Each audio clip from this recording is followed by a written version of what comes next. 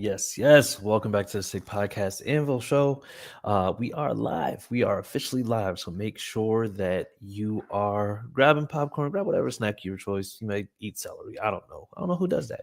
But just got not too much Colts news, but we're going to have some Colts talk today. So Sammy, bring us in. Turn up your volume. Because you're about to listen to The Sick Podcast. Anvil Show. An interception! Marlon Jackson! Marlon's got it! We're going to the Super Bowl! We're going to the Super Bowl! Marlon Jackson with the interception! He picked off Tom Brady! The sickest Indianapolis Colts podcast. It's gonna be sick. All right. And welcome back to the Sick Podcast Anvil Show, where we are officially talking about Colts news. We're back. Well, actually, just go ahead. Sammy, I hope you have it queued up, but go ahead. Give us that anvil.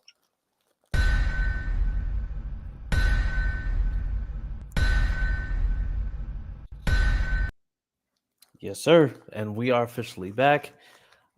I'm your host, CJ. I have with me the man, the myth, the DEI legend. I like that one.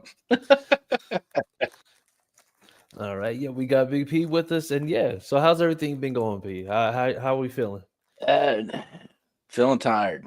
A lot of behind the scenes stuff going on. Yeah.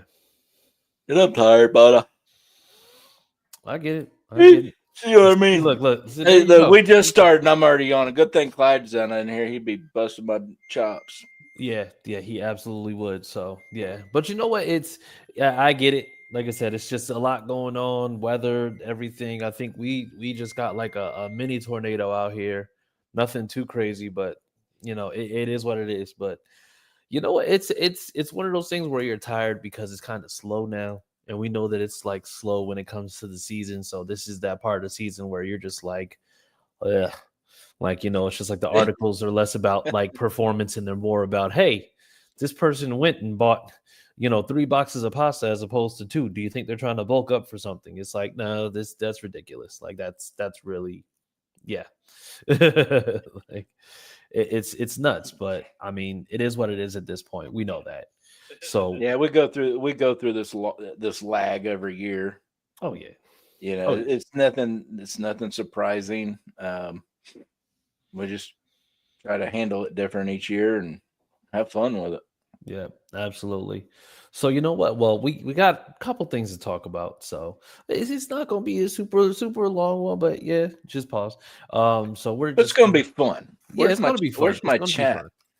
So yes. Hey, what format is this, Sammy? Where's the chat at? The same format we always have. Not on my screen. I can't see the chat.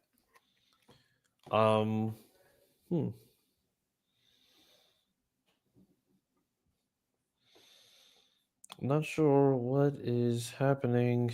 Not sure what you see, Jimmy. Let me see. Yeah, I can't even see. I had full screen on. That was my fault. There you go. Okay. Sorry. Glad you got that figured out. We know that technology and reading are definitely not your forte, so we gotta. Wow, you just gonna kick a man when he's down. What in the Luke Wilson wow was that? I said wow. But yeah, so first and foremost, yesterday was Jim Irsay's homegoing ceremony. So there were plenty of players, people in the organization, friends, family, of course. They said Edger and James had a lot or I'm going to say he spoke, I'm going to say probably very highly, of course, of Jim Irsay, but they had a very close personal relationship. And yeah. And I think that goes to show with a lot of players. Like we saw that Reggie, he had a lot of great things to say about Jim Irsay.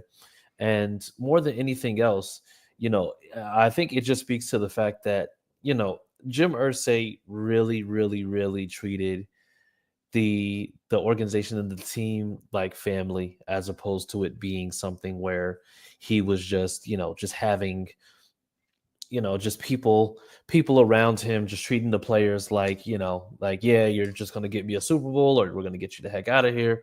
Like he legit was actually like, I'm going to say an owner who loved his team and loved the players on the team, loved the staff on the team, just everybody. So, And you know what, Chris? I think as fans, that's what we really liked about Big Jim. oh, He 100%. didn't treat this organization like a business. He treated it like family. Mm-hmm. And if he was a part of the organization, regardless, he was selling tickets. You're the GM, you're the coach, you're a player, or you're a fan. You're part of the family. Yeah. And he really did treat everybody that way, from what I've seen and what I've heard. I don't want to make it sound like, I was his next door neighbors and we went golfing every Sunday, or you know what I mean? Because that evidently didn't happen. But to me, that's just the way I see it. That's the way he treated everybody. It's family.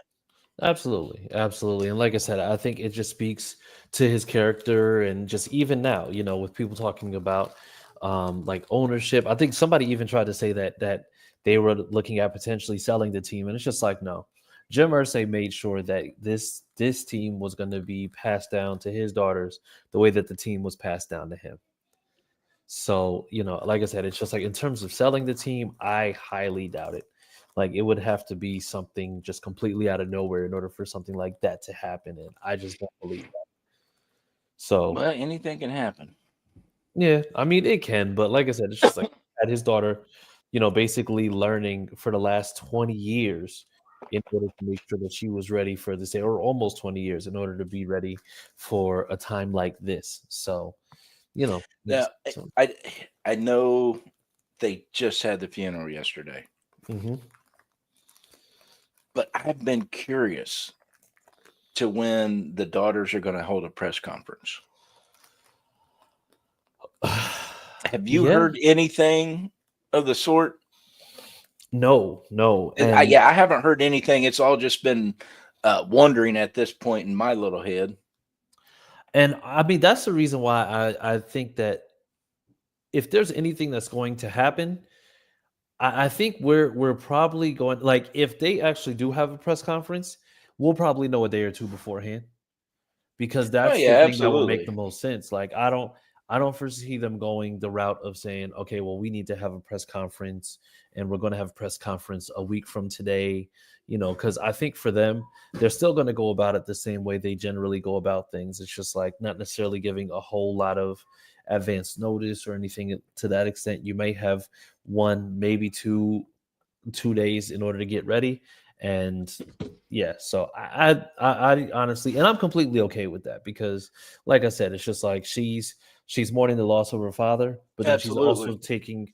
taking over $1 billion, I mean, Empire, empire corporate, however you say it, she's taking over now.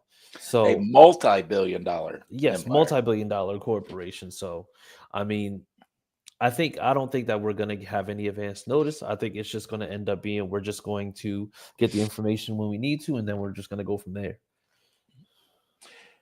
Good evening, Terry. Teresa, how are you? Stacy, welcome back, everybody. Welcome back. Yes. Oh, now you throw it up, Jimmy, after I call it out. Jeez. Yeah, exactly. So, but no, but then, yeah, and the thing is, I'm not trying to rush them into a news, a press conference or anything like that. mhm. I've lost both my parents, so I understand the sting of it. It, like I said, it was just curiosity, because you would think it would have to happen at some point before training camp. Yeah. Yeah, I mean, I foresee it happening before training camp. I just think because everything is so fresh. I mean, he just passed away a week ago. Right. So I, like I said, I don't expect there to be a press conference within a week of him passing, or like I didn't expect there to be anything prior to the funeral. And I think anything that they do moving forward now is going to be, it's going to happen maybe within like the next week or so. Just like I said, give things time to die down. I know they got, I believe this week is mandatory OTAs. And Yes. I think starting tomorrow, right? yeah. So I think we'll either see maybe during the next couple weeks of OTAs maybe, or maybe after OTAs when they have a chance to truly just go and not have the team there, but then now they can say, hey, now's a good time for us to talk about this. Now we can go and explore XYZ. So I think that'll just make more sense once that happens. I think So so. yes. All right. And then so like I say, moving on to less somber news. I'm gonna say it's not necessarily Colts, but I think it is something that just kind of needing to speak on, right? So the Texans, CJ Stroud, we know that he didn't necessarily play like himself. He didn't look like he was playing really, really well. He didn't play like that rookie year, right? So apparently he's just been handing off the ball in practice. Nothing like just I'm just like, okay, well, I mean, that's cool, I guess. But there's been some speculation that CJ Stroud has had shoulder surgery. And reason being is because and I don't know if anybody has seen Keelan Allen's shoulder, but he had to take he had an AC joint injury that he never had surgery on.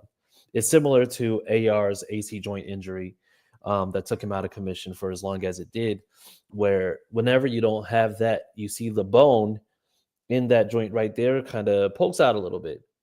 So apparently, CJ Stroud had surgery for that issue, and he's had the exact same thing, like in terms of that little bone that's popping out right here because of the AC joint. But they said that he legitimately has shoulder surgery. Now there's different degrees, Levels. yeah, different levels of it. And I think AR's was, I'm going to say, that point where it was severe enough to need the surgery, but it wasn't anything that was necessarily career threatening or anything to that extent. That's the reason why he got it.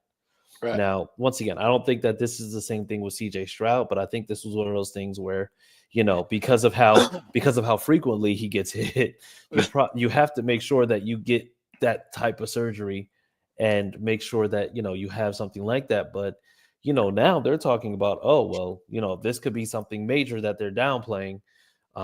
So I mean, I mean, if I'm being completely honest, and I mean, I say all this to say, an injury like that is just like it can change the scope of things, right? Now we know that the Texans have been kind of in the driver's seat for the last 2 seasons for, I'm going to say of the division. But now, based on what we've seen, like we know that we saw what the Jags drafted, we saw what they did with free agency, we saw what the Titans drafted, we saw what they did with free agency. You seen what the Colts drafted, see what we did in free agency. Let's just say if you take CJ Stroud out of the equation, is the AFC South, and I'm going to say even with CJ Stroud, is the AFC South potentially up for grabs? I think so. Yeah, I absolutely think so. I don't think there's one team in the AFC South that is a guaranteed lock. Yeah. Right now you got some favorites if you want to play the odds, which I believe it's going to go Texans, Colts, Jaguars, Titans. Mm-hmm. But in all honesty, it is 100% up for grabs. Yeah. And I mean, that's what I'm believing because, I think, and if I'm looking at this Texans team, right, when I look at the Texans, they're a good team. And don't get me wrong, I absolutely do believe that they're a good team. But I just don't believe that the Texans have been a team that is somebody that is something to be feared. Like, do you take them seriously? Of course, because once again, this AFC South rival, that's what it is. But for me, it's like I've always been of the mindset, and I've said it here. I think I've said it in other places. And I'm not even talking about fear. I believe I just don't like. If I go into a matchup with the Texans, I'm like, all right, anything can happen. We'll see. But honestly, it's just like the Jags are probably the one that I always go into like, "Ugh, I don't know how this is gonna go. And only because somehow it's just like they've managed, no matter how much of a train wreck they are, to just have our number. With Yep. the Texans, I don't see that. Like we played them twice last season. I mean, just had horrible circumstances, and we literally lost by a total of 5 in 2 games. So that to me is like I'm not seeing the Texans, and it's not to say, like I said, they're a good team, but they just don't Absolutely. strike fear in Nobody. my heart the way that a Yeah, team like that Jacksonville does. nobody's it. Same with the Jags. Nobody's taken any credit away from them. They got a lot of talent in the team. Uh, I don't know what the new coach for the Jaguars is going to do. Yeah, But old boy down in Houston, he's doing some good things down there. My thing is, I don't fear them because they are beatable. oh yeah, They're 100% beatable. They're not. I don't fear them because they're locked down damn good. I fear them because, well, I used to because our non-aggressive defense. yeah, That was yeah, it. That was it. With Coach Lou here, and the word that we're getting from a couple of the players that we've already spoken to, they're going to be a lot more aggressive, oh yeah, and that makes me happy. It absolutely does. But they're all beatable. They're all very beatable. Now, when that time comes, are we going to have our stuff together, and are we going to play the right ball to win the yeah, games? That's to be seen. That's a variable nobody's going to be able to pinpoint. But to say who's going to take the AFC South right now, any of them can. yeah. But I'll put money on us. In fact, I'll probably go to DraftKings tonight and Yeah. put a nickel down because I really think we're taking the AFC South this year. Yeah, I think we have years where the AFC South has been like, okay, there was a clear divide. But I just don't see it being that way now, especially if everybody's like there's one mitigating factor with every team that makes it so that the team can either be fantastic or they're potentially going to be an absolute crap show, right? And I think like for us, it's in all honesty, it boils down to quarterback. Because with all the pieces that we have right now, with a new DC who we know based on players that have told us that we have a DC who's going to be coming in and being aggressive. You know what you have in Jonathan Taylor.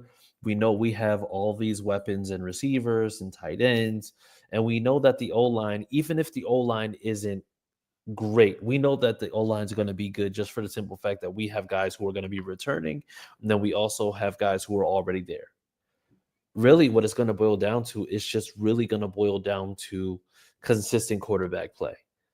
Because if the quarterback play is consistent and they're able to just get consistent passing is going to turn into consistent touchdowns, and consistent touchdowns is going to make it so that that run game is going to be that much more efficient.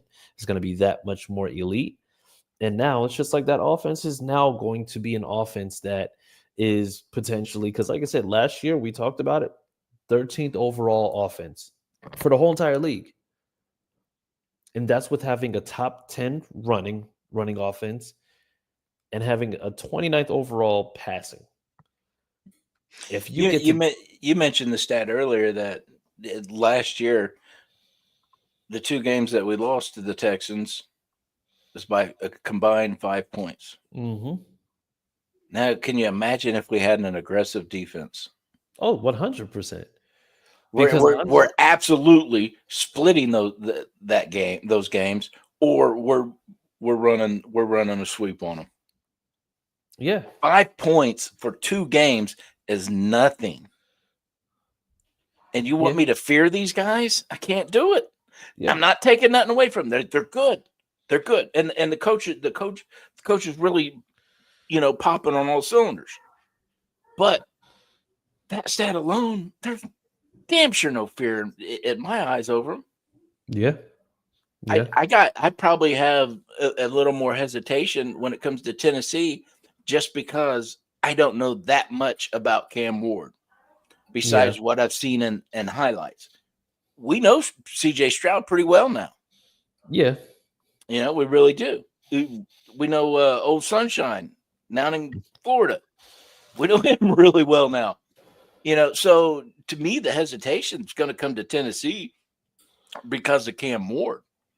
And the highlights that I've watched now, that kid can ball. Yeah.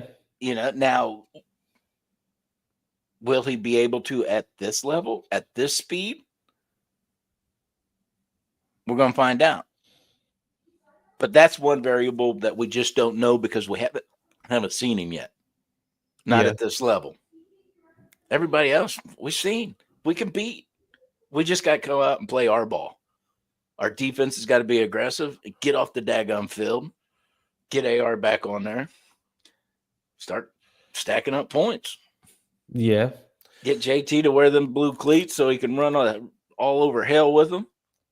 100%. JT, if you're watching, I don't know if you're watching or if you listen, but he blue watches. Cleats, let's do this. He watches. He watches every week. Hey, listen, JT, if you're listening, blue cleats, we appreciate you. We appreciate you wholeheartedly. Okay, just want to let you know. But yeah, but we ought to write a song about JT and the cleats, the blue cleats, begging him to wear them. I'll write it. You sing it. No, you might not want me to sing. Don't worry. You're good. It's not good. I heard your bluegrass voice. That's fine. Now bluegrass, I can sing bluegrass, but I can't. There you go. See, that's about fine. it. That's fine. We'll put a spin on it. That's fine. Okay. But, write it in bluegrass genre, and I got you. No problem at all. But no, but like I said, in all seriousness, if AR is able to, like I said, give us consistent quarterback play, even if he can be, like I said, a top 20 quarterback, like the two spots that we were just bad at defensively were 29th overall, and then passing was 29th overall. Ironically, if those two end up being top 20, even if they're at 20, you're dealing with a much more efficient passer, and you're dealing with a defense that is now going to be making sure that they're getting turnovers and getting stops at a much more consistent clip. So as far as we know, if that ends up being the case, there's no reason to believe that, once again, not only will the division be up for grabs, but that we'll be able to come into the division and really make sure that it's just like you're just taking that over. Because I think last year we were what? I got called timeout. Josh Sr. from the Horseshoe Mob is in the chat. Give him props. What's up, Josh? Now, did you guys get it worked out? Oh yes, we got it. Yeah. I gotta coordinate with them. We have to coordinate because do have to do the or have to deliver on the bet, my boy. So yes, and like I said, I was part of Horseshoe Mob at that time, so I will be able to both enjoy, but then also not, because I'll be a part of it. So yes, we will. Yeah, it'll be both ways. This is your humiliation ritual. That's fine. I'll take it. I knew what was going on when I got into it, so we understand completely. I'm going to send you a Derrick Henry jersey so you can wear it. Oh hell no! I don't wear no Derrick Henry. You got me messed up. Or what was that old quarterback they just got rid of for Levis? Oh gosh. Tannehill? Yeah, Ryan Tannehill. I'll get you a Tannehill jersey. I don't know who you is. You ain't no you wearing that Tannehill jersey. That's me. I'm diabolical Pat tonight. Yeah, no, you really are. You need to work on that, because I was just like, I don't like your energy right now, sir. Like it's not appreciated in the slightest. All right, chat. Let's take a poll. Who wants Chris to wear a Titans jersey? Matter of fact, let's do the same poll. Who wants Pat to wear a Titans jersey? I didn't lose the bet. No, I know don't what the have bet to. was. You can't change the stipulations months later. I didn't change nothing. I'm taking a poll. Simmer down now. Getting yourself worked up over nothing, over a poll.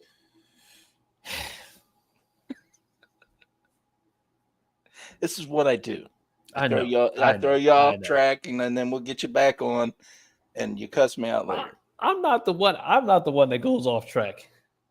You were the one that's like Oh, I pushed you off track. Like Doug from Up. You're just like, hey, it's Squirrel. just like, hey, how you doing? My name's Doug. Squirrel.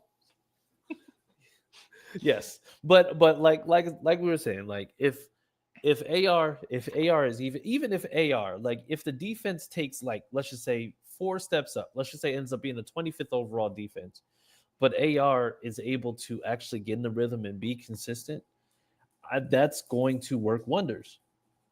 And I think that's going to change the scope of how that team looks. Acosta, we would have talked football with you, but you decided to take a nap. So your nap ass taken is got no clout tonight. Dang. I mean, hey, the brother's got to sleep, but I mean, if you just out there just conking out like you got narcolepsy or something, by the way, no insults to people who are narcoleptic. You know, we hope that you are able to work through that. However, Acosta might be narcoleptic. I got some gummies that'll fix that. Shameless plug. That is ridiculous. But either way, but just moving back to what we were talking about with division being up for grabs, we've said it kind of every year, just consistently, just saying like, oh yeah, division. But like, I think every team has done enough to possibly throw their hat into the race. I think like Trevor Lawrence needing to stay healthy is going to be a big thing. You don't know what Cam Ward is, so not knowing what he is at this stage or who he will be means that he can absolutely either be fantastic or he could end up being just I'm going to say a big train wreck. We don't know because he's a rookie. But I think for us, like the Texans, they're the team to beat because they won division the last 2 years. But the Texans they're a beatable division winner. Like, they're not a team that I look at kind of like how we look at the Chiefs or how we may look at the Eagles or, how you may look at some of those other tougher teams like the Ravens or the Bills or anything like that. Like, they just happen to be the ones who have been able to have consistent quarterback play and then also have pieces that have allowed them to be successful. But they're not a team that you will look at and be like, that's a juggernaut. Yeah, absolutely. Yeah, because I don't see them as such, and I just don't believe that they will be able to, I'm going to say, deliver in that manner.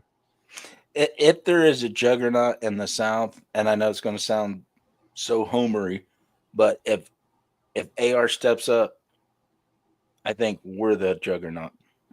When we get that consistent play, because defense has been fixed. We added some weapons on offense. Mm-hmm.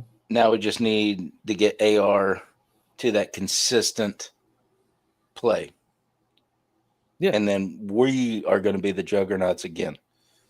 Yeah, absolutely. And that will make, I'm going to say that will make a world of difference because of the fact that what you have like with this team. Like, that you have all the pieces in place. Like, I think the only thing that even remotely worries me is probably the linebacker room. And the linebacker room being where it is, it's just like, to me, that makes it, it makes it a little bit worrisome. I know Zaire is just like, he's kind of resting because of the procedure he had to get for cleanup. But I just don't believe that is going to be something that we're going to necessarily have to worry about. I don't either. And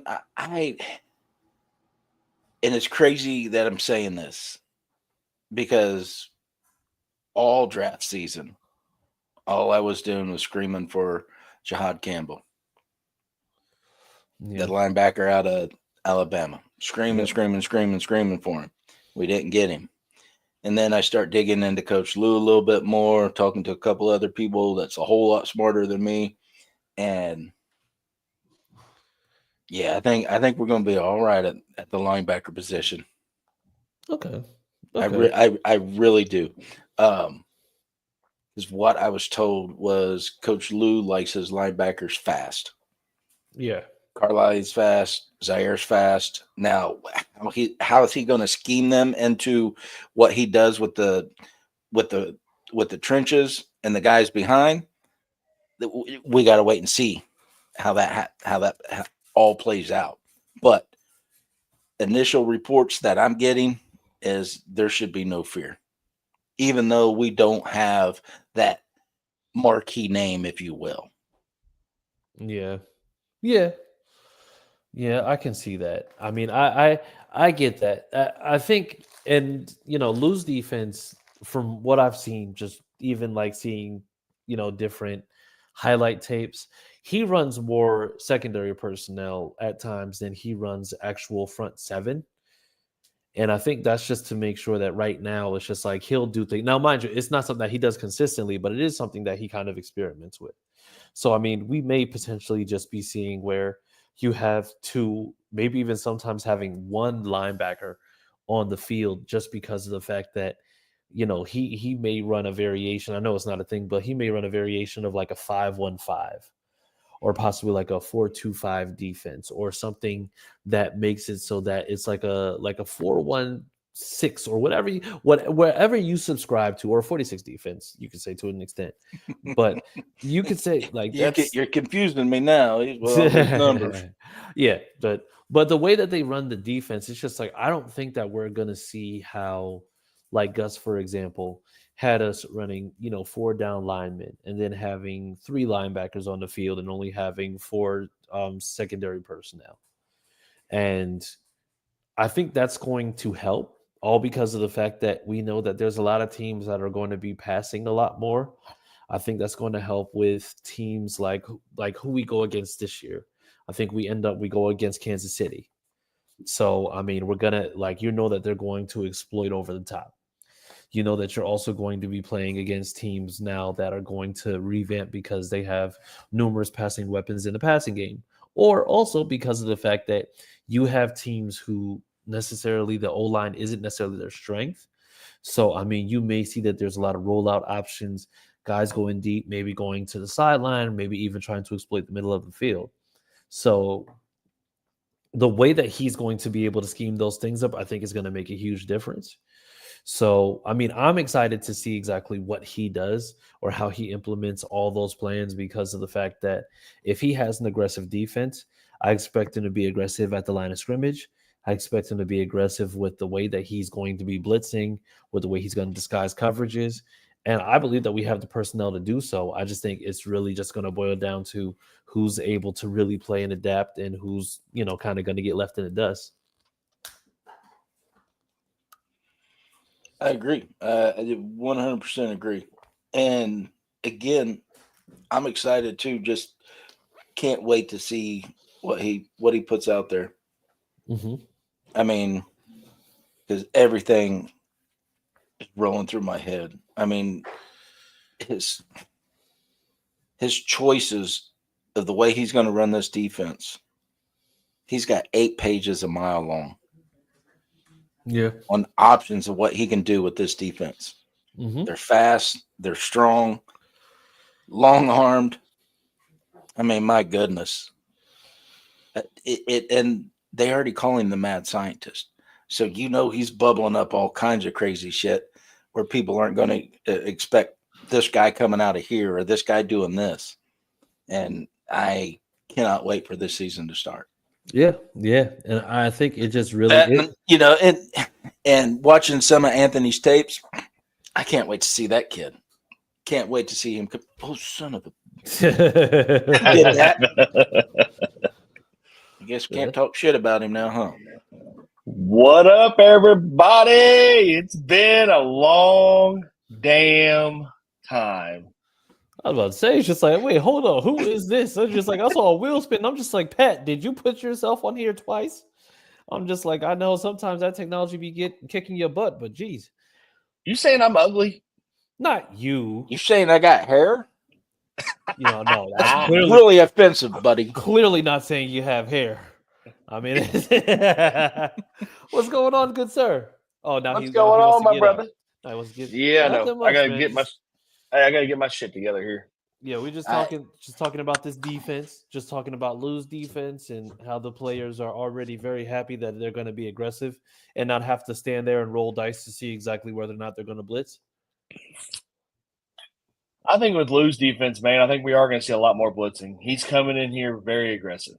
So I think we're going to see a whole new defense. I mean, he's talking to captains and everything like that from what I've been gathering. So he's really going to be coming for people, I believe. I mean, his reputation's at stake too. So I think he's really going to be bringing it. Yeah, and I think it's also gonna be very telling, about how they're going to be able to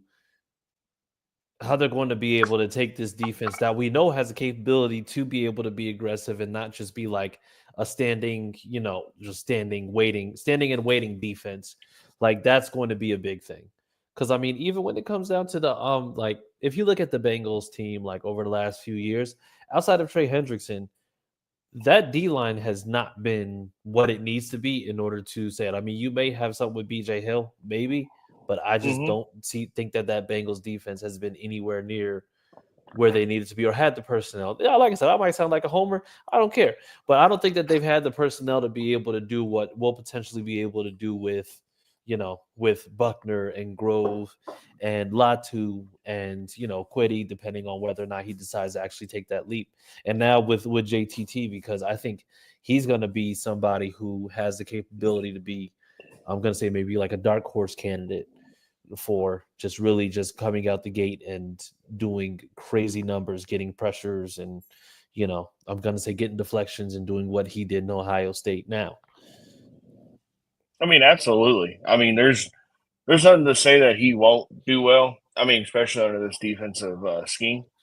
But I mean, Coach Lou has not had the talent that we have had, or that that we got that Cincinnati has not had. If that makes sense. I mean, we are stacked at the defensive line. We got good, solid line. Well, a solid linebacker. We got to build up from there. We lost Grant. We lost EJ. But building up that defensive backfield now in the off season. I mean, dude, sky's the limit. I mean, he can do whatever he needs to do. I don't see us lining 10 yards off the ball anymore. Like I don't see us, just fading back like we are. I see a very aggressive scheme coming. And that's what we need. That's what this defense is built for. This defense is built for speed. It's built for power. It's built for aggressive style play. And I cannot wait to see it. And I think it's going to really, really benefit us, especially with the death of our owner, Mr. Jim Irsay. Rest in peace, sir. We're going to miss you. All the chips are on the table now. It's a make or break year, especially for a lot of this defensive personnel. AR's got a lot of pressure. There's a lot of big contracts are up this year as well. So, I mean, there's a lot on the line this year. And I think everyone's going to be playing with a chip on their shoulder, and we're going to be seeing a completely different Indianapolis team this year. And it's going to be exciting to see. Is there going to be growing pains still? Absolutely. But I think we're going to see people grow more than we have in the last 5 years. Oh, yeah, 100%. And I'm glad that you say that because it's going to be absolutely crucial, especially for this year, because, we were talking about CJ Stroud and the fact that it's looking like he had that he had shoulder surgery recently for the same type of injury, not as severe, but the same type of injury that AR had that had him out, or that took him out for his rookie season. And then, kind of had him looking a little bit sluggish this season just passed. So, I mean, like I said, it's just like if there was ever a time where you would need to make sure that you're seizing the division. And I think also I don't even think that it's just like, just for the players. I think it's also jobs on the line because, and like I said, Pat, I know that's your Faja. But Chris Ballard's job is on the line this year too. If he can't get over it, and to me, I think his job is on the line if he can't get over that proverbial 9-8 hump. Because we've seen that, and we've seen that that's not going to win division. It's good for brownie points because, yes, you're over 500, barely. But I just don't think that you can walk away with a 9-8 season, not win division, and say that that Chris Ballard's job is absolutely 100% secure. Absolutely not. I mean, and that goes back to what I was saying about the chip on their shoulders. I mean, even management and ownership has that chip on their shoulder. Chris Ballard he doesn't have Jim Irsay in his corner anymore, and you have a younger ownership group now who wants to win, especially for their dead father. You know what I mean? They Yeah. want to win for him, and they're not going to be content until they do so, or they see success in that script. So it's just right now it's just up in the air for anything right now, and I think a lot of it though is going to be for the better. I think the ownership's going to take more accountability this time around. I ain't gonna be surprised if people are going to be on the chopping block, especially Chris. I love Chris to death. We all love Chris on this show. He's been a good friend to us. But you know what? He said if I'm out, it's because of me and me alone. Oh yeah. And he believes in what he believes in, and you got to honor that. And I mean, Jim Irsay respected that, but his daughters might think differently. And that's what we got to go toward this year. Yeah, and that's more than fair because, and I think I've been of the same mindset. Like, it's Jim Irsay was very compassionate, and I feel like when it comes to Chris Ballard, that's the reason why he's been able to kind of hang around for as long as he has because, Jim Irsay wants this team to win, and for me, it's just like Chris Ballard he's able to speak to the fact that success takes time. It will take a little while for this team to be where they need to be in order for us to truly be successful and be a consistently successful team. But I think Jim Irsay bought into the vision, and while buying into the vision, he also was able to buy into the fact that Chris also likes to, make sure that he's going according to his own trends. And it's the same trends that he used when he had Frank Reich. It's the same trends that he used when he had Jeff Saturday. It's the same trends that he's used this whole time with Shane Steichen. And that's all that it's been over time. Whereas now, I think the daughters are able to look and they're able to read into things and they're able to see. It's just like, listen, our dad trusted you to be able to make sure that you provided us with a winning roster, a winning staff, and a winning philosophy that will make sure that we were able to be successful year in and year out. And in the time that he's been here, we've been to the playoffs twice. We've had two in a possible with, having that drop pass against the Texans, for division. So as far as it goes right now, the daughters can come in right now and say, listen, this is your last shot. You got to do what you got to do. Because for them, it's just like, I know that everybody's talking about the emotional aspect, but for them, and I'm going to say, at least in my opinion, tolerating the same thing that we've known for 8 to 9 years now and going into the season, and let's just say if this season doesn't end up being successful and having him still on, it looks crazy for them. It does. So I think I think there's an understanding now that, and like I said, rest in peace, Jim Irsay. Like I said, he was a legend, but what Irsay did, I don't see his daughters doing because his daughters have to go in there and they want to make sure that they get that winning going ASAP. But I don't think that they're going to tolerate anything less than making it to the playoffs from Chris Ballard or, I mean, honestly, it's just like if this season is successful, we could possibly see a clean sweep at GM, at head coach. And if he doesn't play well, I think at quarterback as well with AR. I mean, I can't disagree with that. I mean, there's a lot on the line, especially with the new ownership. They also want to make a name for themselves amongst these new owners. A lot of these owners have been in the league and legends in their own right for many, many years. They want to carry on their dad's legacy, yes. They want to carry on what he meant to Indianapolis, to the NFL. But like you just said, piggybacking off what you just said, They want to make their own reputations. Yeah. They want to be successful and let them know that. And it is 3 girls. And there's nothing, I'm not saying there's nothing against women, first and foremost. Yeah. What I'm saying is they want to set the precedent for women owners in the league. And I got to respect that. There's not very many women in football, period. And they want to make that statement. I believe that they do. And they want to be taken seriously. And the only way you're going to be taken seriously is if you run a successful organization. And the only way you get successful organizations is if you win. So I get 100% of what you're saying. Just everything now, what we talked about in the past, unfortunately, is out the window. Now it's a new era. And we have to take in and read very carefully what's about to happen. Yeah. Yeah. Absolutely. And I think we're gonna have to see exactly how this goes.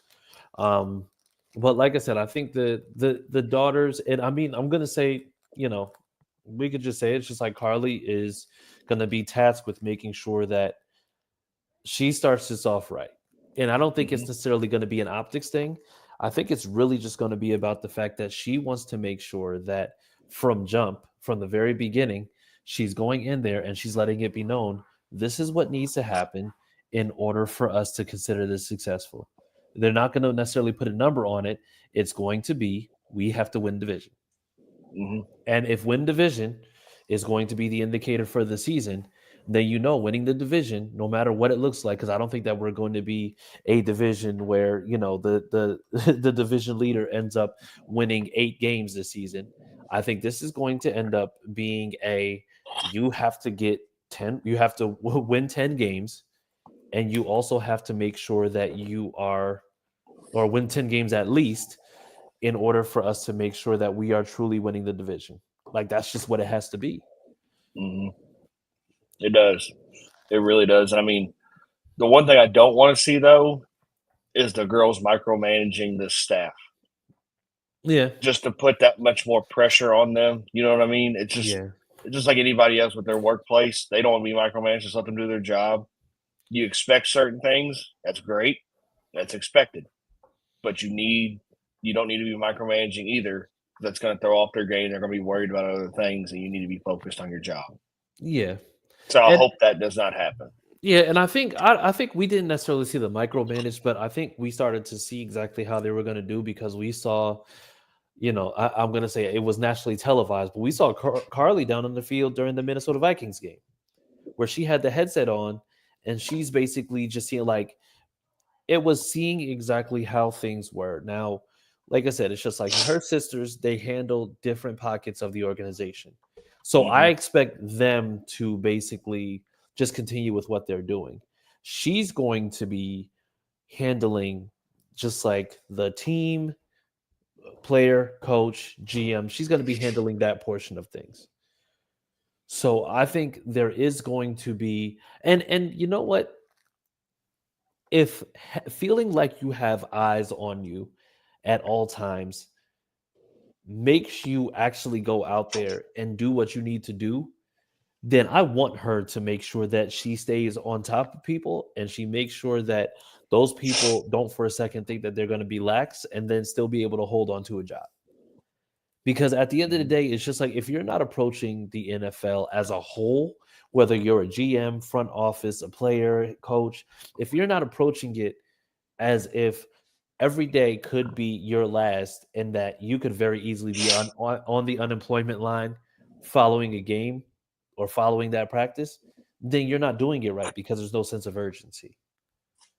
But if you're actually going and looking into and making sure that you're consistently perfecting your game, consistently getting better as, player, coach, GM, whatever it may be, then absolutely. And if it takes her doing that in order to make sure that everybody plays with a sense of urgency and get this team back on track, then she can do whatever she needs to in order to make sure that everybody's doing what they need to do. But I want to say I want the days of soft football. I want the days of just playing for a paycheck to be done. Pat, what's your opinion?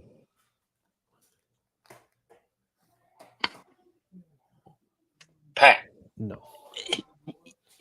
I'm trying to put my thought process to it because honestly, I just don't feel like they're coming out the gate swinging like that. Now, are they sitting down having meetings with Quest? Hey, how can we get over this hump? Hey, how can we get the division back? Hey, how can we do this? How can we do that? Okay, good plan. Do it. But I don't see them coming out the gate swinging with everything they have this first year. The second, third year might be a little under their direct leadership, might be a different story. But this first year, I don't see the pressure you guys are talking about. I just don't. I could be 100% wrong. I don't know. I'm not a fly on the wall. I've not spoken with them. I don't, you know what I mean? It's my gut telling me that they're not going to do that. But now the second, third year, maybe like, hey, we didn't get over the hump. We didn't get the division back. We didn't do this. We didn't do that. We did this, and this good, but this, and this, and this was really bad. What are you going to do to clean it up? Because we ain't doing this shit again. I can see that, but I don't see it coming out the gate. But you know what? I don't think it's necessarily about it coming out the gate. I think the where I'm coming from is the fact that it's not like, she was just overseas studying business in Prague for the last 10 years. She's been involved in the organization. She's been here working in that, working in that facet with Jim Irsay. And she's been able to see exactly what this team has been. Now, whether or not she had a lot of say when it came to it, or Jim Irsay had a lot of say, but I'm not saying that there's going to be a sense of urgency for her to be successful. I think the sense of urgency is going to be in making sure that you're setting the tone early to make sure that nobody's complacent. Because this is to me, my opinion only, I feel like a lot of these guys got complacent and they got okay with us just being this 8-9, 9-8 team, no matter how much we say that, the guys want to win and we want winners. And when it comes down to it, we know exactly where it has been and what it has needed to be. Even if Jim Irsay was never involved, we do have a commonplace for this team being where it's been all these years. And it's no knock to him, because I think Chris Ballard has done some great things, but I also believe that he leaves a lot to be desired when it comes down to developing this team and making sure this team is in position to win. When you say we'll be in the mix and not saying what we'll be in the mix for, that leaves a lot to be desired, because it needs to be every single year. We need to win division, go to the playoffs, and we're going to be contending to go to the Super Bowl. But that hasn't been the case. We'll be in the mix. We're close. Oh, we're only but so much away from whatever the hell he says at this particular time. And that right there means that you're saying you're leaving that to us. I've gotten in arguments with people who have said, oh, well, he said we'll be in the mix. And I've said, be in the mix for what? Because then guess what? They're saying, oh, well, that means we'll be in the mix for playoffs, right? It should. But what will be in the mix for? Will we be in the mix for a division? Will we be in the mix for, what are we doing? Oh, you're muted. Sorry. Oh, we're good. I think that's pretty much the standard talk. Everybody's goals coming into training camp: win the division, make the playoffs. Once you make the playoffs, your goals change. So when he speaks like that, I wholeheartedly believe that's what he meant. But you give an open-ended answer to a question, you're going to have speculations. Yeah, and I think that's why giving the open-ended and not set, because for me, I feel like giving an open-ended response that can be interpreted any way that you choose, it's an out. I think you need to make sure that you're doubling down every year, because if you go into the offseason, and mind you, he says he can be bullish. he says that he can be very much stuck in his ways. But the problem that I have with that is if you are stuck in your ways and you're bullish about these things, that means that your way is a winning way.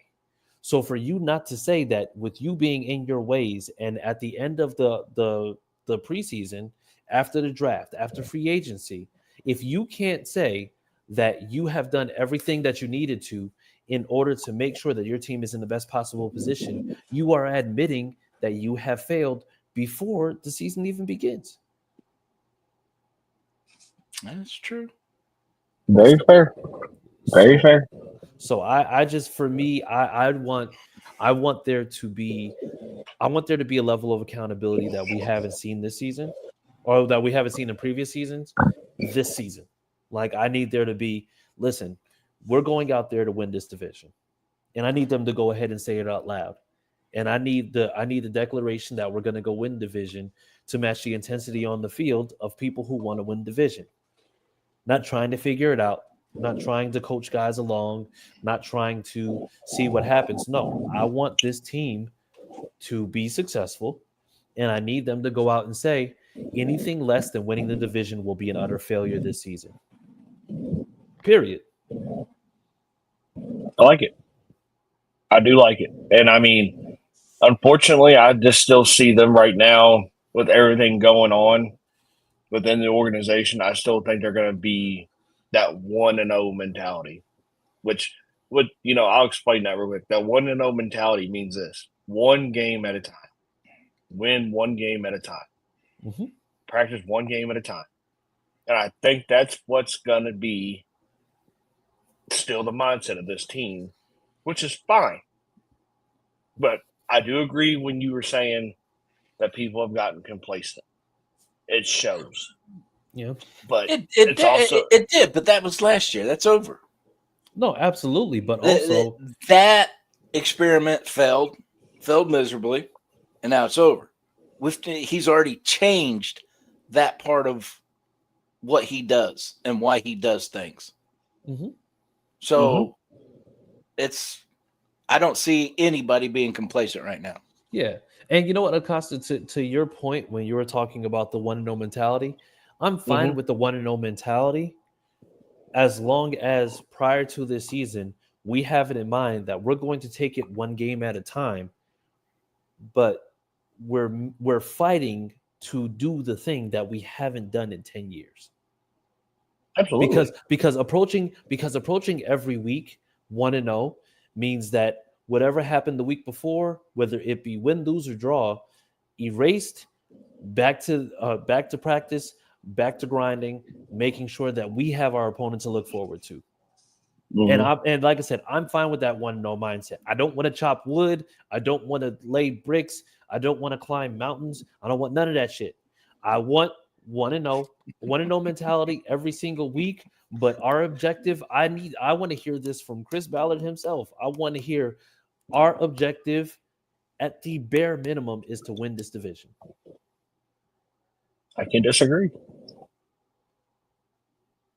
I think that should be right now. I mean, you got to go with short-term or long-term goals. Short-term goal is win each game. The long-term goal right now is the division. Now you want to look past that. That's the playoff mindset at that point. Yep. You want to go for the Super Bowl? You want to go for the Super Bowl? That's a different story. But right now, you need to focus on each game and win the division. Absolutely. That's the baby steps in this league. Exactly. Way to go, Teresa. That's what she put in the chat. Baby steps, right, Acosta? Yes, ma'am. Girl knows her ball. Yes, she does. Well, let me rephrase that. Girl knows her football. I apologize. Because that could have been taken real bad. You know what? On that note, people, we're gonna get out of here because that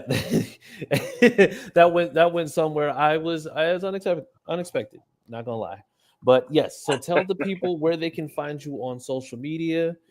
Starting with you, Acosta. Guys, I haven't been on X very much, but you can still find me on X at Big Country Colts. You can find me on TikTok as well. I don't talk a whole lot about football on there. Sometimes I do, sometimes I don't. Are you doing a bunch of dances or what? Honestly, I get on there and drink is what I do. Oh my goodness. Gotcha. So, okay. but I mean, if you just want some funny entertainment, look me up in Big Country Anvil on the TikTok, Facebook, just Acosta Madrano. That's really, you can find me on there. I don't have Instagram or anything of that. So, but yeah, I mean, that's where y'all can find me. I'm glad I can get back on tonight. It's been a very long time. My new job, for those who don't know, I got a new job finally. I'm not working myself to death anymore. It's been great. Mhm. My future looks bright. My life is better.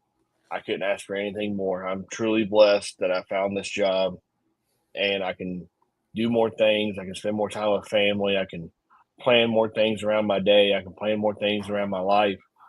I couldn't ask for anything more. So my final thoughts is my new job's a blessing. And I'm just so glad that I don't have to stress about, Pat asking me to jump on whenever I felt like it. It felt great just to be like, yeah, I'll be on. It's great. So There we go. I'm glad to be back on here. Appreciate you being back, Costa, even if it's just popping up randomly. We appreciate you for that. Yeah, I think. yeah. Well, I'll just say this out loud, man. I think you need to get your mic at the ready position, because with everybody's schedules being all kinds of crazy right now, we're gonna need you. I'm just saying. So have the mic at the ready position. AKA Clyde, your schedule sucks. Well, not just Clyde, mine too. Yeah, I had somebody come into the shop right at 7 when I closed down. Show starts at 7:15. Yep. I'm like, what do you want? But Pat, where can the people find you? You can find me on X at Big P Colts, the greatest X handle in the world. All right. Yeah, no, it's not. All right. So yes, so you can find me on Twitter at CJ Colts fan. Mama called Twitter. I'm gonna call it Twitter. And then Sammy, and that's why you get locked out. I told you this earlier in Spaces. You get locked out because I'm not getting into that. And you can find us on Keep it rolling, Sammy. At Sick Pod Colts. All right. Make sure that you follow us there. Make sure that you're going to visit Indy. Make sure that you're also listening to Z103.com, where this episode will actually be on tomorrow, I believe, at 12 p.m. Eastern Standard Time? Noon. Yep. So it'll be on at noon tomorrow. Make sure that you also listen to it at Mix 105. And outside of that, make sure that you're going to visit Indy for all Indianapolis's, I'm going to say events, attractions, whatever they have going up. And so with that being said, we appreciate y'all. Pat, did I miss anything? One more thing. Pacers in the finals, baby. Let's support Indy. Balls out. Let's go, baby. Pacers in the finals. Let's bring it home. What'd you just say about balls? Okay, with that being said, Sammy, go ahead and take us out. And that's a wrap. Hope you don't miss us too much until next time. Follow the Sick Podcast and Bill Show on YouTube, Instagram, Facebook, Google Play, and Apple Podcasts.